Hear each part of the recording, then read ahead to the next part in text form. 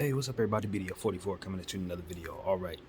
So I woke up this morning thinking about my Los Angeles Lakers, and I think the game that we're going to see tomorrow, we're most definitely favored to win. I don't expect any surprises, and that part of me is not quite, I don't trust that side of me. Everything in this game tells me this is a trap game. Very much a trap game. Why? Because of things that have already been pointed out. We just became 3-point shooting happy over the last 3 games. For better or for worse, we're shooting more threes.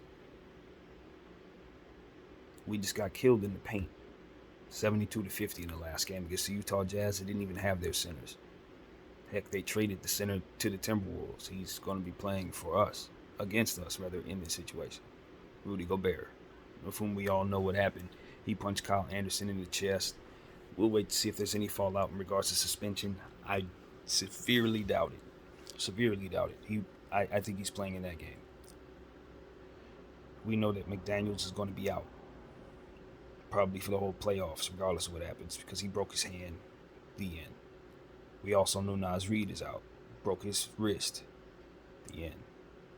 So their team is severely undermanned, on the road, fractured chemistry. But the problem is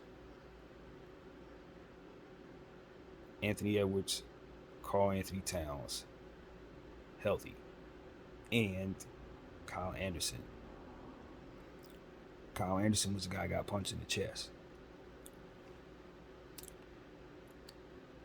He's a player that I expect to play very well in this type of situation. I just listened to some sound bites of what he was saying. He said, nothing can knock me off my game. I want to win. I woke up this morning thinking about winning the game. And that's what I'm leaving this arena thinking. I want to win. And a competitive edge. He just said tempers flared. He'll talk to his teammate about it. No problem. Rudy Gobert released a statement saying something along the lines of, he apologized to everybody. He loves and respects his teammate.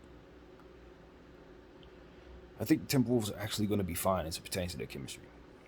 I think they got too much going up against them. I think they just imploded right in front of everybody, and I don't think there's anywhere to go but up as it pertains to what they should be thinking in that locker room. It don't get much worse than this. We're playing with house money. Nobody expects us to be here, and nobody has any expectations of us doing anything anyway. Now, did we fail miserably in what it is we want to do? Yeah, but that's management's problem, not necessarily the unit. Not necessarily the unit. The management has a lot to think about in regards to trading everything for Rudy Gobert. That's why I know for a fact they need him now, and they traded all this for him.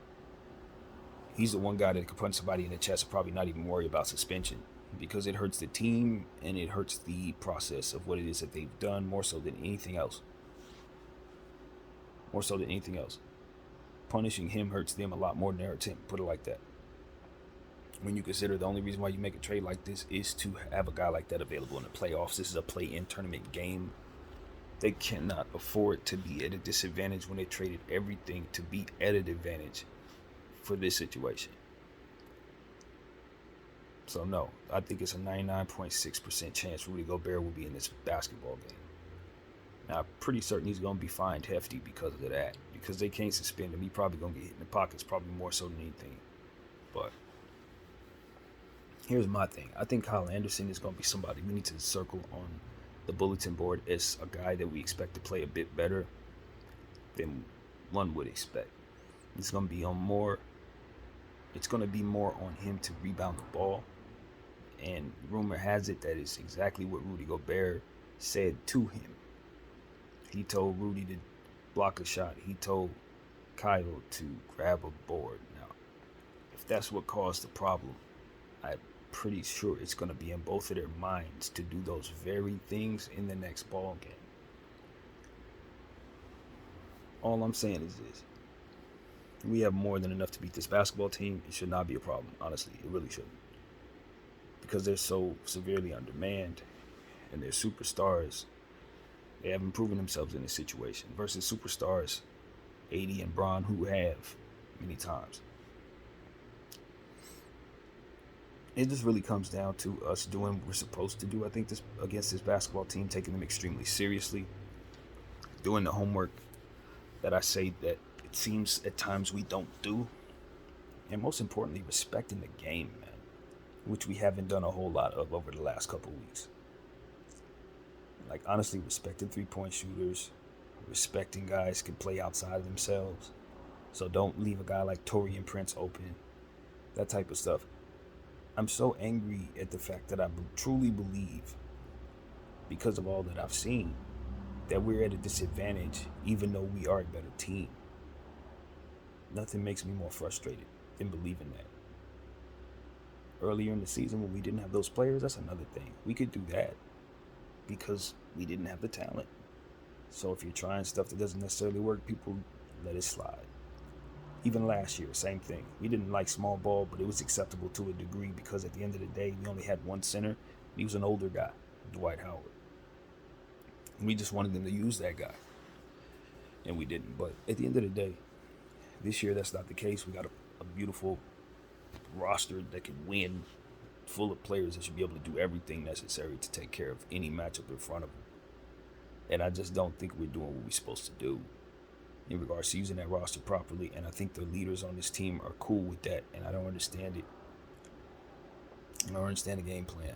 But I do know if we don't take this Timberwolves team seriously and provide ourselves a legitimate game plan, we could be disappointed at the end of it. And that is something that we cannot afford. We talk about win now, must win. Obviously, we've been in this position for the last month, but it's never meant more than the stakes in regards to this particular game, because at the end of the day, although if we lose it, we still get one more try at it. I don't think it'll be a better try, because I think those two teams are better than this one. So that's what it comes down to. OKC and New Orleans are probably more equipped to match up with us than the Timberwolves are. So the last thing you want to do is lose a Timberwolves matchup and then be rendered down to one game against those young teams. So taking care of business is paramount. No matter what you think of going up against Memphis versus what you think of going up against Denver, you do not want to lose this basketball games against the Timberwolves. You do not. You want to find yourself in a situation where it's close at the end. You don't want that. We do not want to play extra basketball for any reason at all. If we can avoid overtime, we should probably be trying to do that within reason. So I think free throws need to be taken seriously, since we know we go to the line a lot. We gotta put some emphasis on hitting our free throws, man. Guys gotta take that part of the line seriously. If you look at the stats throughout the season, there have been games where we've won at the free throw line because we've shot well, and have lost the game because we didn't shoot free throws properly. It's happened multiple occasions. It really does tell the difference a lot of the time. It really does. I think fans would be rather surprised at how many different games get decided by a few free throws or a few missed three-point shots. This is why I try my best to train myself to look at the game and value every possession. If I'm going to find myself upset at a missed free throw at the end of end of regulation, then I need to understand the importance of a missed technical foul free throw in the second quarter. It's the same thing. You need all of those points. And as I say that, I look up and I say the same about basketball games when it comes to trying to keep yourself out of the play-in tournament. When you drop games, when you don't take games seriously, or when you have scheduled losses, things like that. And then you find yourselves in these type of situations. If you don't take every game seriously, in the end, if you're looking at any one win or loss and saying we must win or we must, you're not necessarily looking at it the way that I think you should, because all of them leading up to that deserve that same urgency, so that you can find yourself outside of this position in the first, to all together. So that's what it comes down to me. Let's take these things that lead up to the last moment just as serious as the last moment, so that when we get to the last moment, there's not as much pressure because we've defeated the opponent. I think that's what preparation could do for you. It could put you in a position to have an advantage. taking things seriously. Possessions, every situation needs to be accounted for. So when I see unforced turnovers and things of that nature, it does become a bit frustrating. If we're trying to make a pass or something, if we're whatever the case may be, that's cool. But let's make sure they're not lazy passes. That's something I've been seeing a lot lately. So guys gotta just tighten up, because those mistakes will make the difference for whether you continue to play basketball or not. It's win or go home time. And that's what we expect our team to show in terms of our intensity. Guys are banged up. A key piece, and Dennis Schroeder is now stepped out. I don't know if he'll be back tomorrow, but guys are going to have to make up for what it is that he does. Guys are going to have to drive at the rim more. Guys are going to have to accept the fact that we were living and dying with jump shots right now. And if we're going to continue to play the way we've been playing, guys are going to have to rebound, long rebound. Long shot, long rebound, those type of things. We're going to have to understand that. If our team does not take the boards seriously, we can find ourselves on the wrong side of this Timberwolf matchup, man. I do have to, amend my thought in regards to their rebounding possibilities because of the missed players that they are going to be without. But at the end of the day, they still have those 2 7-footers, and they both are very capable of rebounding the ball. Now, I know Anthony Davis is obviously someone who's been rebounding the ball like a madman as of late. So I want to give us respect in regards to considering how much of a rebounding load he could truly carry, especially right now. He's been walking out of here with 15, 21, 16. It's been really, really special stuff in regards to Anthony Davis on the glass. We got to give him his credit on that. Defensively as well, over the last several days, he's just cleaning up defensively. Multiple steals, multiple blocks. And so he's quietly having a fantastic start to his month, just like he ended the month as Player of the Month in the Western Conference. So Anthony Davis must be frustrated with myself as I sit here asking him for 30 points on top of all these fantastic things. But that's really what I expect of the player, just the same. Just like I tell you guys, I'm not going to dumb it down in regards to my mentality about winning. I'm not going to dumb it down as it pertains to my expectations from great players, especially ones that are capable, like Anthony Davis is. I look at LeBron James, see him at 20 years in. I may be angry at how I'm seeing him move, but at the end of the day, he's 20 years in. If he's shooting jump shots, it's because he probably doesn't have the strength to be driving at the rim left and right, left and right, left and right. Now, whether or not I'm happy with that, I just got to live with it. But with Anthony Davis, I don't got to live with that. I don't even think he's 30 years old yet. We need him to play to the level that we know he can play at. And just because he's doing great things on one side doesn't mean that he can be mediocre on the other side and expect us to be okay with it. I'm sorry, you're that great, bro. You're that great. You know what I mean? And because you're that great, we're going to expect that much greatness from you. If you only play one side of the ball, then that's all we would expect from you. And we would herald you the best defensive player, and that would be it. But you giving me 50 points here and there in the regular season against OKC or the Rockets, I need that against the Timberwolves in the play-in. I need you to drop that on Carl. And so that's where my head is, man. Because at the end of the day, if we're asking others to do the scoring, he is very easily a much better option for us. That's what it comes down to. I like him shooting, his shots and the things that he likes to, inside plays that are made for him to attack and do his thing. I like that a lot more than I like half the stuff that we look to attempt half of the game. Throughout the game, I'm just looking and watching us attempt one shot after another that I just don't approve of. As a fan, it's like, a Vanderbilt 3 here, a corner, Rui Hachimura shot there, a 3-point shot from Beasley here, a Braun 3 there. It's like all of these shots. I just think we could create so much better looks with the roster that we have. We could just do a bunch of other stuff that we're not doing and score the ball so much easier, rebound the ball so much easier, have much more continuity and ball movement. It just becomes a situation where I know that we could play better. And it ain't nothing we can do. We're just limited to what it is that our coach is doing, man. And it drives me nuts. It drives me absolutely nuts. And so that's what it really comes down to. I watch the team. I want to believe. I really do, man. I look at each and every player and I say, I believe in y'all. Y'all can make it if y'all just, do what it is that you're strong at. We put enough of y'all on the floor at the right time. Oh my goodness, this Laker team could go to work. We'll be there. But at any given moment, man, in any given moment, we can see this team just implode. And because we've seen so much of that, we expect it. So I can't speak for nobody else, but I definitely speak for myself when I say that. And it's just, you hope you're wrong. If you're me, you just hope so bad that all this pessimism you have in your head and all this nagging that you're doing in this camera, it amounts to nothing. I hope it amounts to absolutely nothing. But the times that I felt this way about this team in the past, I was right. I was always on to something.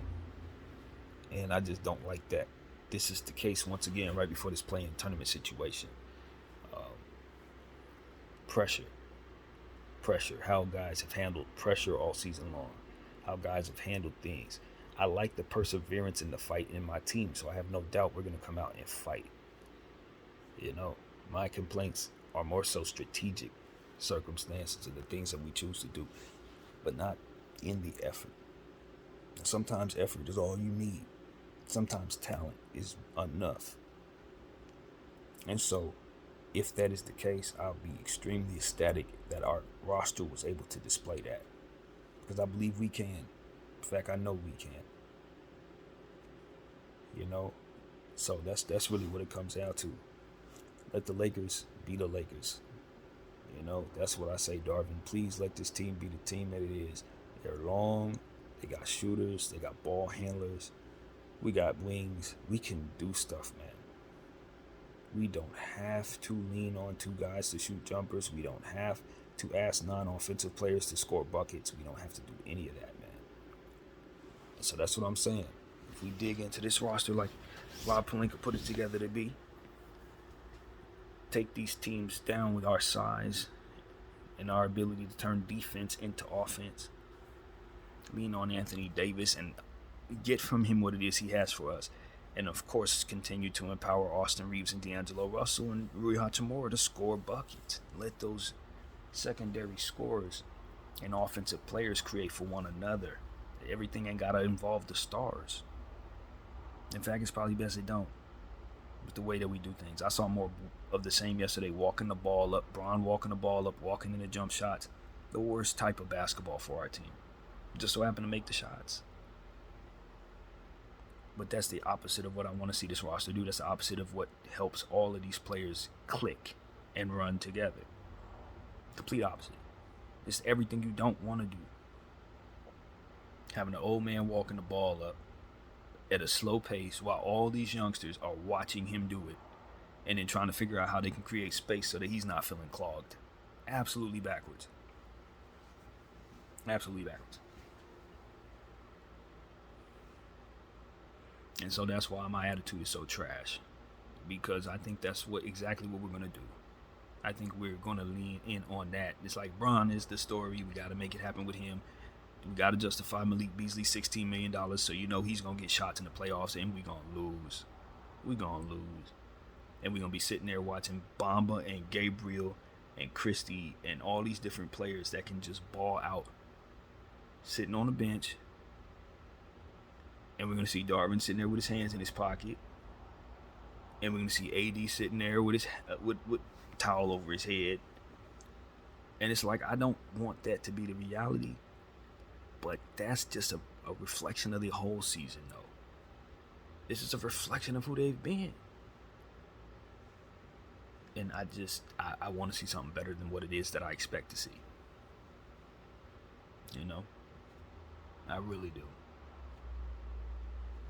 But the spirit of these guys, man, sometimes I look over and they just don't have it. They just like, you know what I mean?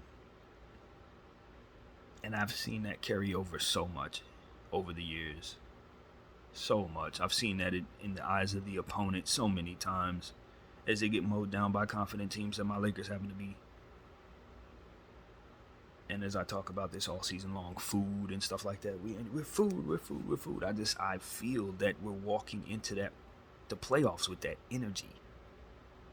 Guys ain't really happy to be here. Guys ain't happy at how things going, and they're not focused on doing this. They don't. I mean, they're more so focused on getting this over with, displaying what they need to display for themselves, and then let's get into the offseason type of energy. And I'm just like,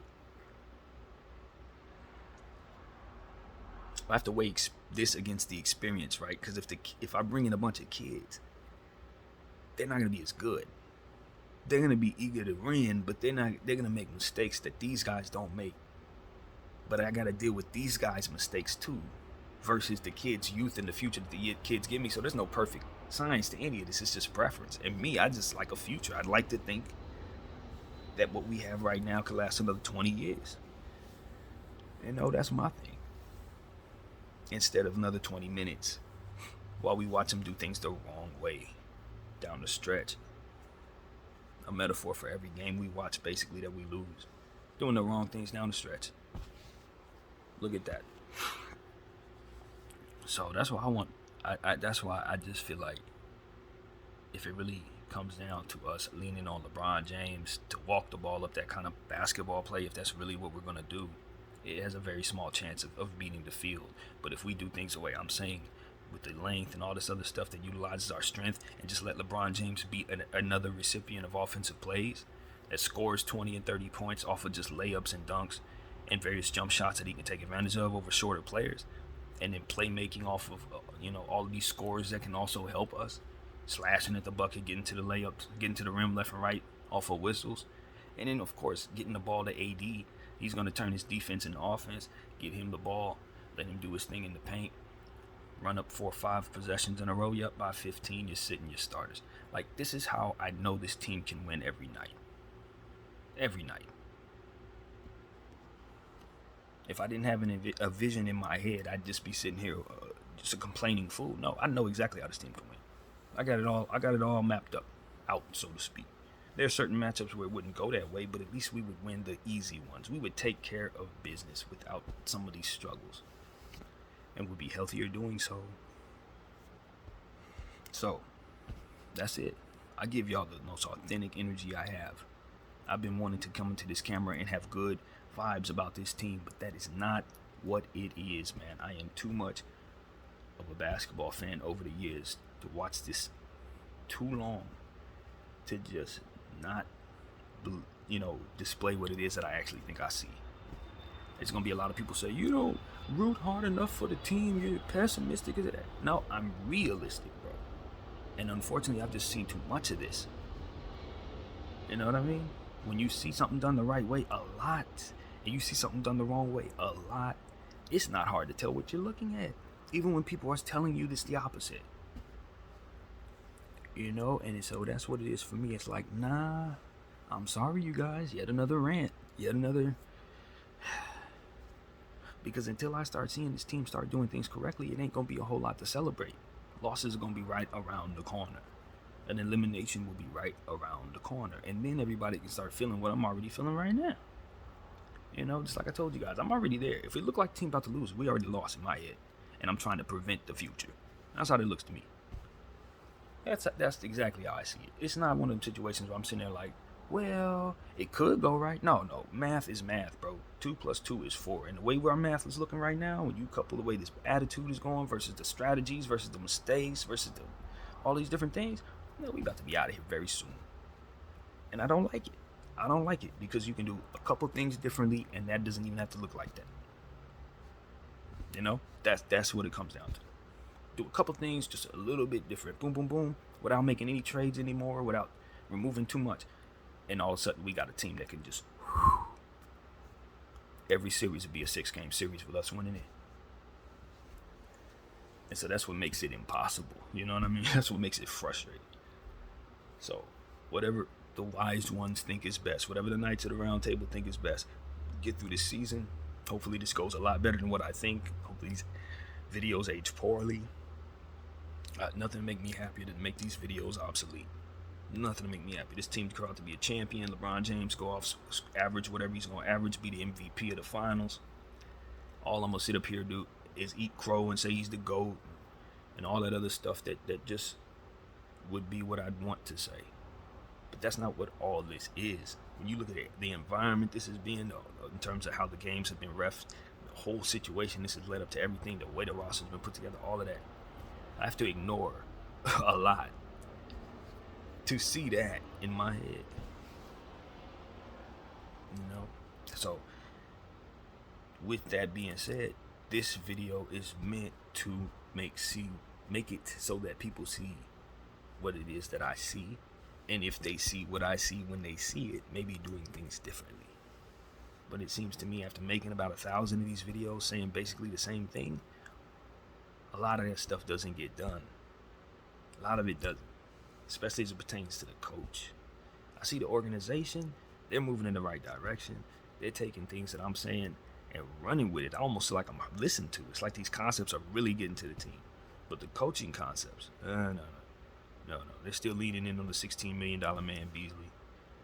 They're still waiting for LeBron James to turn to Steph Curry. It's still leaving three-point shooters open like nobody can hit threes. I mean, it's just like, okay, all right.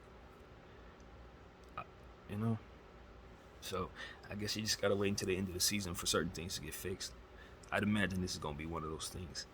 But the front office overall has done a good job, man. Rob Pelinka putting together the roster, great job. We were patient. We didn't make any bad moves. We were careful. We didn't give away nothing we couldn't lose. And from what I understand, according to my good buddy, the Lakers are officially at the 17th pick and the 45th pick of this year. I thought the play-in tournament could change that, but apparently not. Apparently what you ended with in the regular season is exactly how the picks are going to shake out, and the play-in tournament will not change that, even though it literally does change the seeding. I guess it doesn't matter as it pertains to this. So if that is the case, we're at 17 and 45 officially. And that gives us a very good pick. That gives us a very good pick.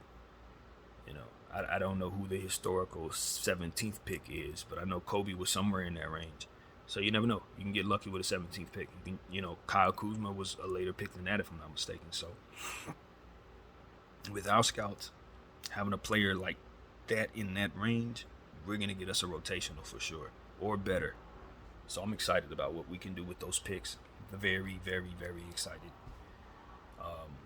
So yeah, that's what we can start doing now. I guess is start looking in the range of those players, start, studying as an organization. Obviously, that's what we want to do, lean in on the scouts who've already been doing that and let them tell us who makes sense for whatever it is that we're trying to do. And if I were the Lakers, I wouldn't be thinking about anything in regards to replacing anybody with this pick. Just take the best player available, I think. I wouldn't not take a guard just because we have a million guards. I wouldn't do that. I would just study the field and take who I think is going to have the best first couple years, I guess. Because you would say best career, but the thing is, you don't want to wait on a project that's going to take 7 years to develop. He turns into being great, but then doesn't resign with you when you got him for his development phase. So that's what really goes wrong with a lot of talent, especially in the 17 range. He's not a lottery guy, but he's not quite a second pick guy, so you got to pay him. It gets a little tricky. So I don't know what the Lakers want to do depending on the timeline we keep. We might actually trade a pick. I don't know. I'm not suggesting we do, but it's there. It's there. So yeah, I like it. I like that we're in that range, and I think we can add somebody that we like. So that's what I gotta say, man. That is the thought. Like I said, I'm gonna try to sage myself and get some better energy about this team. Try to be more optimistic like other fans, but I'm just not, man. I'm just not. I'm BDF 44 wired just this way, and sometimes wins aren't wins at all. They're just signs that a team is about to do something that normally will not work. Just normally will not work. And that's what I think this Timberwolves matchup was. It's 3-point shooting, the way that we walk the ball up, all that stuff, slow pace, that's all terrible for us. We need to be a much faster paced team. We need to be in quicker actions. We need to be more Anthony Davis centered offensively. That's it, man. I don't care if Anthony Davis likes it. I don't care if LeBron James is struggling with it. We need to make sure that pecking order makes sense, man, or we're going to lose together. And I don't know who's okay with everything being on one guy, but I am not. We're the Los Angeles Lakers, not the LeBron Jameses. So that's really what I got to say, man. I'm not liking the the way selfishness is seeming to be right now. It's not enough team going on this time of year. Too much me. Too much I'm gonna take it for myself. Too much I'm worried about what I'm gonna do, how I'm gonna look, what's going on in my off season, where I'm gonna be playing. I want the Lakers to be on the forefront of people's minds as it pertains to what we're doing, okay, as a team. So, and that goes for everybody who supports players as well. While your player is playing for a team, support the process of team. That's what I want to say. A player must belong to a team. All right, I'm not telling you have to be devoted to the team that player is playing on, but we should understand that player isn't at his best unless he's a part of a team. So if everything that player is doing is pointed at himself, he's not actually bettering himself, because that self is in the process, in the environment of team setting. You see what I'm saying? You're not your best unless you're working a part of what it is that you're in. Otherwise, you're apart from it, and therefore, not your best. So I think that's what gets lost with a lot of guys. Basketball is a team sport, and you look bad if you try to make it about you. Essentially what I'm saying. So that's what I got to say, man. My name is BDF44. I thank you all for watching.